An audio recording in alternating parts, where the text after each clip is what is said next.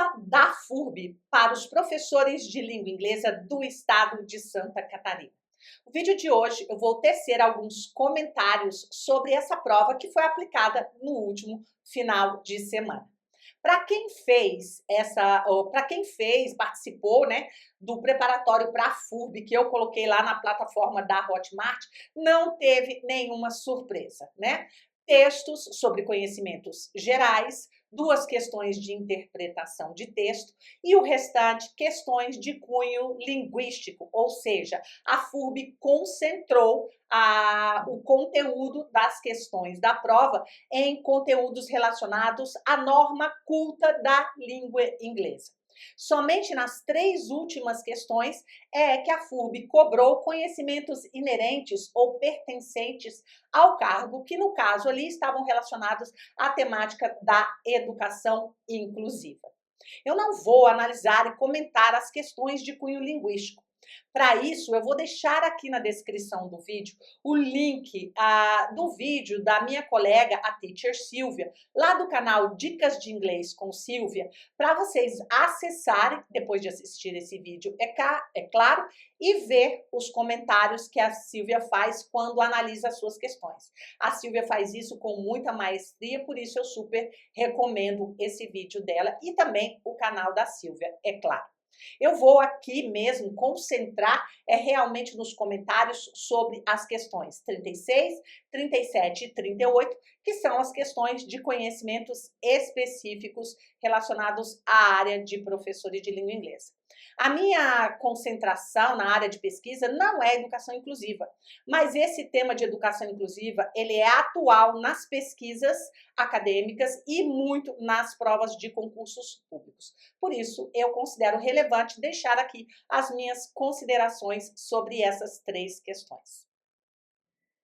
Começando então na questão 36, que era a primeira questão ali de conhecimentos relacionados à área de atuação do professor para além dos conhecimentos linguísticos, As 3 questões que eu vou comentar estão relacionadas à educação inclusiva, A primeira questão, a 36, tem o seguinte comando. Deixa eu pegar aqui uma caneta para ficar mais fácil da gente acompanhar, ok?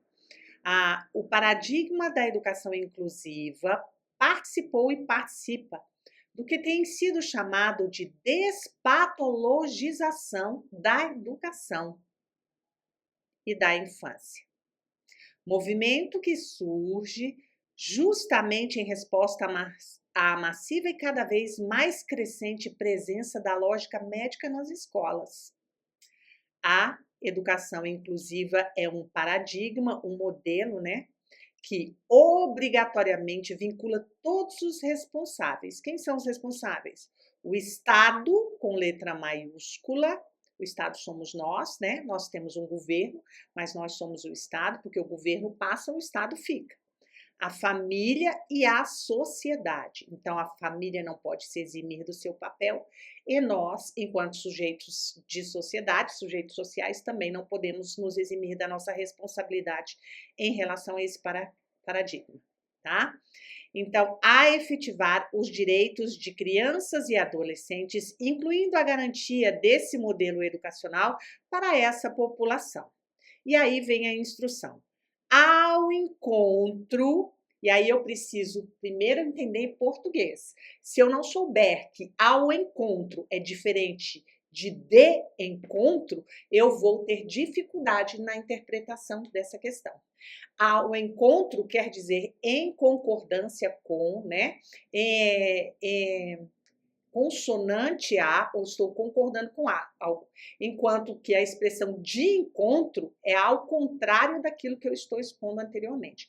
Então, eu estou concordando aqui, ao encontro dessa temática, ou seja, em consonância com essa temática, em acordo com essa temática, analise as afirmativas a seguir.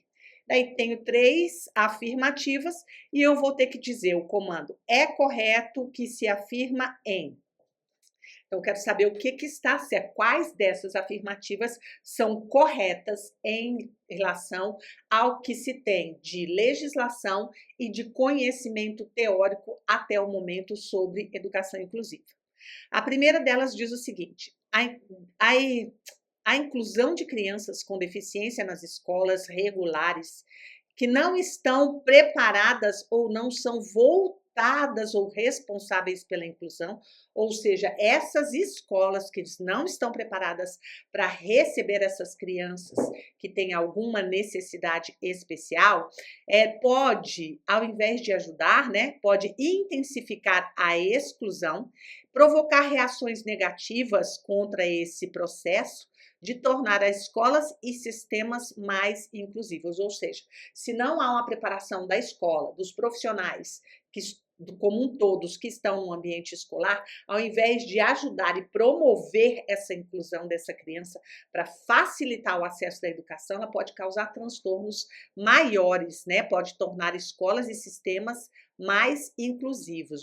A exclusão pode provocar reações negativas contra esse processo de tornar as escolas mais inclusivas. Afirmativa verdadeira, tá?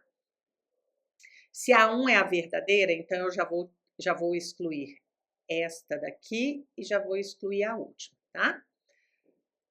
Item 2. A definição de educação inclusiva abrange exclusivamente, olha que interessante aqui a colocação do examinador. Abrange, abarca, abraça, da ideia de amplitude. E, ao mesmo tempo, ele traz um advérbio restritivo, exclusivamente as pessoas com deficiência. E a educação inclusiva, ela não está relacionada somente à questão da deficiência, ela está relacionada a vários outros aspectos da vida social do indivíduo, do gênero, da etnia, da cultura, né? Da opção sexual, vários outros aspectos. Então, esse exclusivamente aqui, transformou essa alternativa em falsa. Tá? Então, se a 2 é falsa, isso, já tá, aquelas duas ali já tinha marcado, eu já saberia que era falsa, né? Agora vem o item 3. Até aqui consegui responder tranquilamente, observando e interpretando os itens da questão. Aqui, entretanto, eu preciso de um conhecimento prévio para me ajudar a saber se a frase de número 3 ela está certa ou está errada. A frase de número 3 ela está no Relatório Global da Educação, publicado pela Unesco em 2020, na página 11. Vou deixar o link desse documento aqui na descrição do vídeo para você acessar depois, tá? Lá ela diz o seguinte: a inclusão é um processo. A educação inclusiva é um processo que contribui para atingir o objetivo da inclusão social.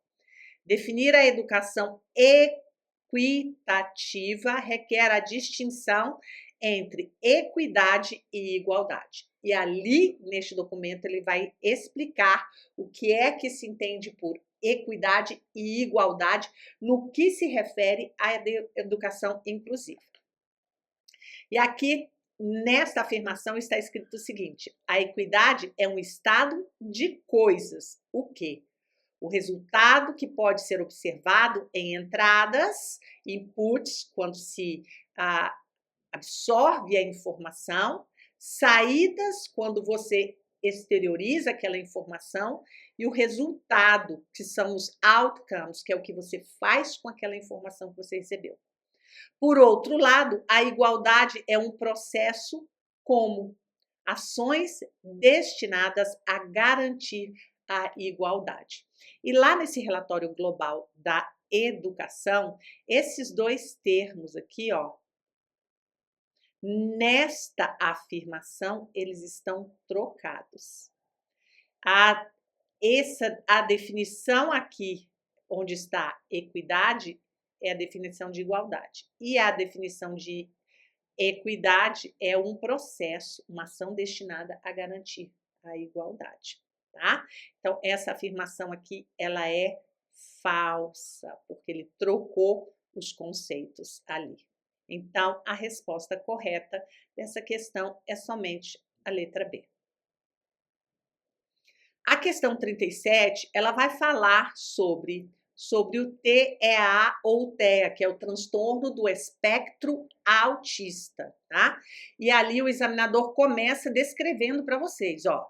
As pessoas com TEA no cotidiano do contexto escolar apresentam alguns desafios em relação a interpretar corretamente comportamentos não verbais, expressões faciais, emoções, intenções, linguagem corporal e entonação de voz, bem como aplicá-los à sua prática social. Ou seja, realizar atividades grafomotoras devido às alterações na coordenação motora fina e ou lidar com estímulos sensoriais como luzes muito intensas, ruídos extremos, odores, sabores e ou texturas específicas, no caso de ter hipersensibilidade sensorial. E quem afirma isso é Capellini, 2024. Nesse contexto, analise as asserções a seguir em relação a relação proposta entre elas. É a relação proposta entre as duas afirmações que estão aqui. Vou subir um pouquinho aqui para ficar melhor na tela, né? Então, a primeira afirmação, ela diz o seguinte, ó, o transtorno do espectro autista é uma doença. O transtorno do espectro autista, ele não é uma doença, tá? Ele é o quê? Uma condição que afeta o desenvolvimento neurológico do cidadão, no nosso caso aqui, professores, a criança ou o adolescente. Então, neste sentido, esta afirmação aqui, ó, essa parte, ela é falsa, tá? Então, ela não é uma doença, ela é um transtorno neurológico que afeta de forma persistente a comunicação e interação social do indivíduo. Não é de forma persistente, tá? Porque quem tem o transtorno do espectro autista, ele vai entrar em crise quando ele tiver situações como as identificadas aqui em cima, que vão levá-los a esse determinado comportamento, tá? Associado a padrões restritos e repetitivos de comportamento, interesses e ou atividades. Aqui eu já sei que essa afirmação aqui ela é falsa porque ele não é doença. Então, assim, ó, as asserções 1 e 2 são propostas, são falsas. As asserções 1 e 2 são propostas verdadeiras. Eu já vou excluir essa daqui, ó. Que elas não são verdadeiras. A assertiva 1 é falsa e a segunda é verdadeira, nós já vamos ver. A assertiva 1 é verdadeira, já vou excluir essa outra, são propostas verdadeiras, então eu só fiquei com duas opções, eu só fiquei com a opção da letra A e da letra C. Aí ele vai dizer o seguinte, ao encontro disso, novamente vai repetir a expressão em português. E eu vou repetir o que disse na questão anterior. Eu preciso saber o português para me ajudar a interpretar essa questão da melhor maneira com as informações que eu tenho naquele momento sobre aquele assunto. Então, eu sei que ao encontro disso é em consonância, em concordância com isso, tá? De que o espectro do transtorno autista afeta a comunicação e a interação social do indivíduo. Então, em casos de crise, vamos apagar aqui. Voltar. Em casos de crises, seja meltdown, a pessoa extravasa seu descontrole por meio de gritos, choros, movimentos corporais, ocasionalmente por comportamentos agressivos, essa definição está correta, ou shutdown, a pessoa desliga-se do ambiente como uma bateria que se apaga e precisa ser recarregada, também está correta essa definição. O ideal é proporcionar um ambiente seguro e calmo, absolutamente correto, para que a pessoa se regule. Nesses momentos, dar instruções para que o autista se acalme, perfeito. Argumentar ou advertir. Argumentar ou advertir não são atitudes eficazes que podem melhorar a crise, tá? Existe uma série de ações que devem ser tomadas dependendo se a crise for de meltdown ou de shutdown. E aí sugiro vocês, professores que estão em sala de aula, que procurem as informações sobre isso para a gente não ficar perdendo muito tempo aqui no vídeo, tá? Então, de novo, eu tenho uma afirmação que traz alguns dados que não correspondem à realidade. Então, a resposta correta da 36 é a letra A. Continuando ainda sobre a questão da educação inclusiva, nós temos o aluno com TDAH, né? Que é o transtorno de déficit de atenção e hiperatividade. Então, o enunciado diz o seguinte: o aluno com TDAH é alguém que demanda um atendimento diferenciado de modo a minimizar os efeitos que o transtorno provoca, sobretudo na sua trajetória escolar. Perfeitamente. Precisa sim de uma ajuda para orientar os estudos de quem tem do estudante que tem esse transtorno. Esse aluno deve ter assegurado seu direito à educação, conforme prevêem a Constituição Federal e a Lei de Diretrizes e Bases da Educação Nacional, né? Está aqui 9394 de 96. Assim, cabe aos sistemas de ensino criar condições reais para que esse direito seja viabilizado. Carvalho, 2020. Rosita Éder Carvalho, ela escreveu um livro que é muito atual na questão da educação inclusiva, que se chama Educação Inclusiva, Pingos nos Is. Vou deixar aqui embaixo na descrição também essa referência bibliográfica para vocês pesquisarem e incluírem esse material nos estudos de vocês para concursos públicos, tá?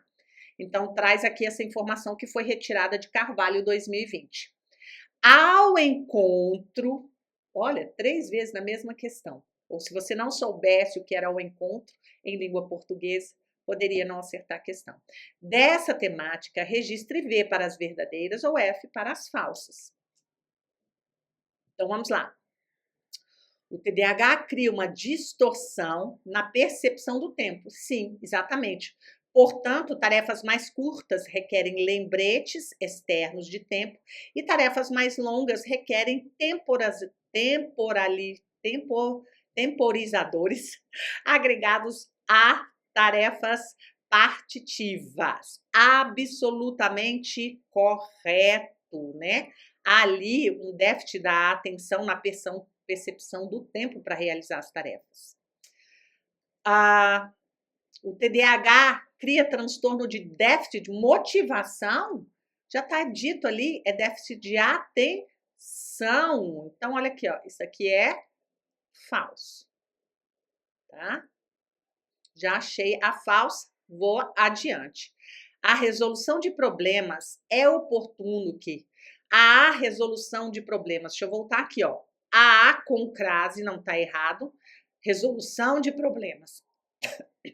Desculpa, vírgula. O que ele está dizendo assim? Considerando-se uma situação de resolução de problemas. É isso que ele está dizendo ali nesse primeiro período, ali nesse primeiro pedaço. A resolução de problemas, ou seja, considerando-se uma situação em que o estudante tem que resolver problemas, é oportuno que elementos do problema sejam manuais, tangíveis, em detrimento, em prejuízo, em desvantagem de aspectos estritamente imagéticos. Olha aqui, essa alternativa, ela é falsa. Ela é verdadeira. Por quê? Porque o que acontece aqui? Quando eu tenho déficit de atenção, eu vou ter mais facilidade para ter a minha concentração. Quando eu tiver algo palpável, concreto, é que eu vou conseguir manter mais atenção naquele problema para tentar resolvê-lo, tá? Então, aqui, verdadeiro ou falso? Verdadeiro ou falso, a resposta correta também é a letra A. Então, nós temos aí essas 3 questões da prova da FURB, que foi aplicada nesse último final de semana. Karine, adorei as suas respostas, mas eu quero saber se ali nessa prova tem alguma questão que eu posso interpor recurso para aumentar Calma, grande concurseira, vamos por partes. Bom, em primeiro lugar, ali na análise tanto das questões de conhecimentos linguísticos e conhecimentos específicos, a FURB não fugiu do seu esquema, do seu propósito, do seu costume de organização de questões. As questões eram muito claras, não havia truque, a prova estava muito bem formatada. Então, para sua decepção, eu não consigo visualizar ali questões que você possa interpor um recurso válido que vá te dar realmente chances de você ser atendido, tá? Então tudo bem, vou estudar para o próximo concurso, eu quero fazer uma mentoria com você. De novo, calma, grande concurseiro.